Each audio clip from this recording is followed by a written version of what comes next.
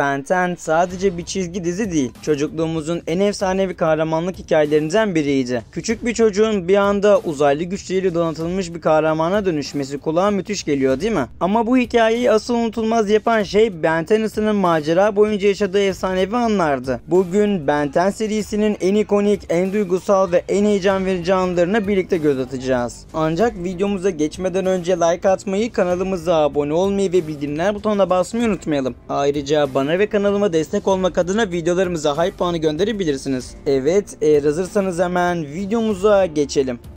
Bu bir saat. Böyle bir saatin uzayda ne işi var?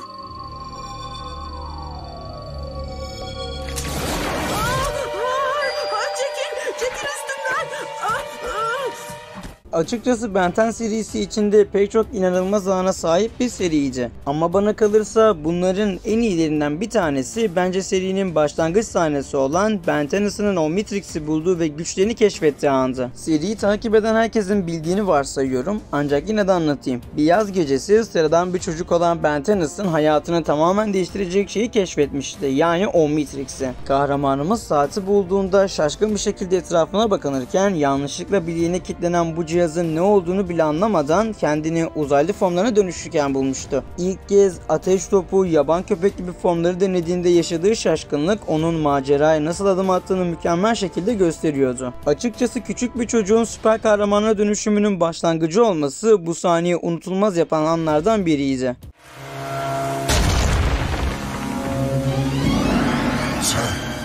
Sen rüyamdaki uzaylısın. Sonunda karşılaştık.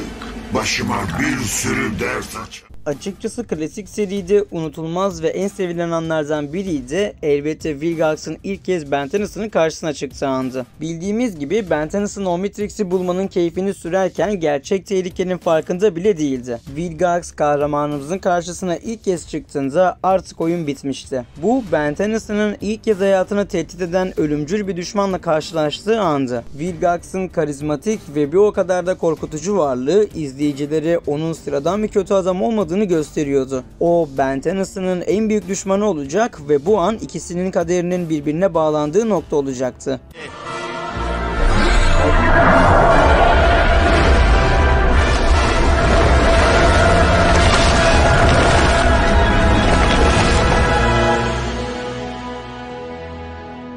Açıkçası insanların gözünde unutulmayan diğer bir sahne ise elbette Elden X'in ilk kez ortaya çıkması ve gücünü kullandığı sahneydi. Elden X'in ilk ortaya çıkışı tam anlamıyla tanrısal bir andı. Ben 10'ın neredeyse evrenin yasalarını değiştirebilecek bir güce sahip olduğunu fark ediyordu, ancak gücün her şey olmadığını anlamıştı. Elden X'in içinde yer alan iki bilinç, yani Serena ve Bilikus, sürekli tartıştığı için Ben 10'ın bu formu kontrol edilemiyordu. Açıkçası bu sahne büyük güç, büyük sorumluluk getirir sözünü en iyi yansıtan anlardan biriydi. Hayranlar Elden X'in gücüne hayran kalsa da kontrolünün ne kadar zor olduğunu görmek büyük bir sürprizdi. Orada hareket eden bir şey gördüm. Bir şey değil. Bir kişi. Ben Tennyson. Buna katılır mısınız bilmem, ancak diğer ilgi çekici sahnelerden biri de Ben 10'ın küçük haliyle karşılaştığı ilk andı. Büyüdüğünüzü ve değiştiğinizi düşünün. Bir anda geçmişteki halinizle yüzleştiğinizi. İşte Ben 10'ın yaşadığı da tam olarak buydu. Küçük Ben 10 eğlenceli, kaygısız ve her şeyin basit olduğunu düşünen biriyken büyük Ben 10 artık sorumluluk sahibi bir kahraman olmuştu. İki farklı Ben 10'ın etkileşimi izleyicilere karakter gelişimini mükemmel şekilde göstermişti. Açıkçası bu sahne hem nostaljik hem de duygusal bir ağırlık taşıyordu.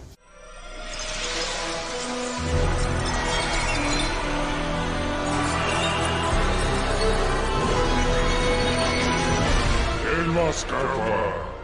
Bana kalırsa Alien Force serisi içinde Vilgax'ın Ben 10'ı yenip onu ölümün eşiğine getirdiği anda fazlasıyla etkileyiciydi. Ben 10 ve Vilgax yıllar sonra Alien Force serisinde tekrar karşı karşıya gelmişti ama bu sefer işler biraz farklıydı. Vilgax eskisinden çok daha güçlüydü ve beni ezip geçiyordu. Dünyanın sonu gelmek üzereyken Omnitrix'in Ben 10'ı elmas kafa olarak tekrar bir araya getirmesi ve onun toparlanıp Vilgax'ı yenmesi tam anlamıyla kahraman geri geri döndüğü anıydı. Aynı zamanda bu sahnede Omnitrix'in gerçekten de durdurulmaz bir güç olduğunu ve gerçekten başarılı bir teknoloji olduğunu tekrardan hatırlıyoruz. Umudun tamamen bittiğini düşündüğüm bir anda gelen bu ters köşe sahneyi efsane yapıyor. Asmut, yardım et bana. Lütfen yardım et ki ben de onlara yardım edeyim.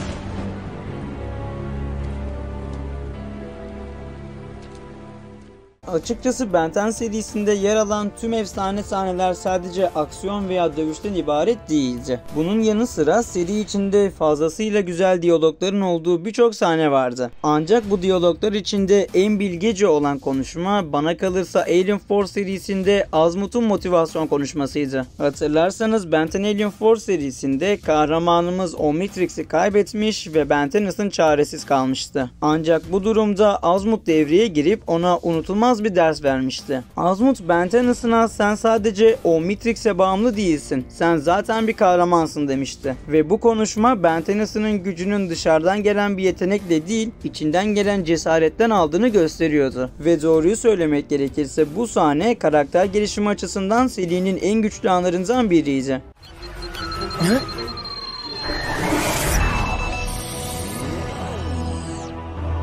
Hiç böyle yapmamıştı.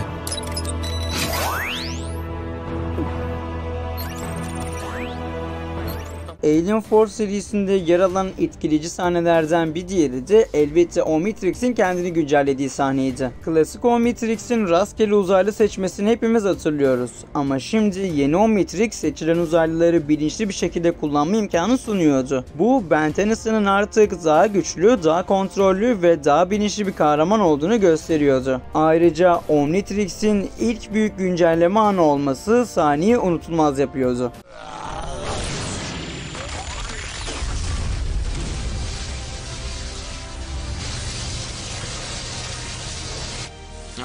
Ben.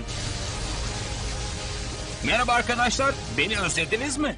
Eğer Ben 10 Universe serisini izlemiş biriyseniz bu seride yer alan açık ara en iyi sahnelerden biri Feedback'in geri dönüşü ve Malware'in yenilişiydi. Bildiğimiz gibi Ben 10'ın en sevdiği uzaylılardan biri olan Feedback'i kaybetmesi onu derinden etkilemişti. Ama bölüm içinde yıllar sonra onu tekrar kullanabiliyordu. Feedback'in Malware'in en güçlü formunu alt etmesi Ben'in geçmişindeki hatalardan ders alıp tekrar eski gücüne kavuştuğunu gösteriyordu. Bahsettiğim tüm bu sahnelerde aslında Ben 10'ın sadece fiziksel bir zafer kazanmadı. Kendi içindeki çatışmaları da yendi ve duygusal bir zafer anı yaşadı.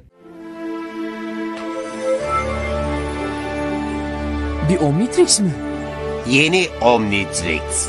6 yıl önce eskisini verdiğinden beri prototipi üzerinde çalışıyordu. Bana kalırsa Ben 10 Ultimate Alien serisinin finalindeki yeni Omnitrix'in gelişi de fazlasıyla iyi anlardan biriydi. Bildiğimiz üzere Ultimate Alien serisinin finaliyle birlikte Ultimatrix'in devri bitmiş ve Asmut Ben 10'ına yepyeni bir Omnitrix vermişti. Açıkçası bu bir dönemin kapanışı ve yeni bir maceranın başlangıcıydı. Artık Ben 10'ın tam anlamıyla olgun bir kahraman ve Omnitrix'i nasıl kullanacağını eskisinden çok daha iyi biliyordu. Tüm bunların yanı sıra bu sahne serinin yeni aşamasına mükemmel bir geçiş sunuyordu. Ayrıca o dönemde seriyi sıkı takip eden insanlar için yeni bir serinin habercisi olduğu da kaçınılmazdı. Demiştin.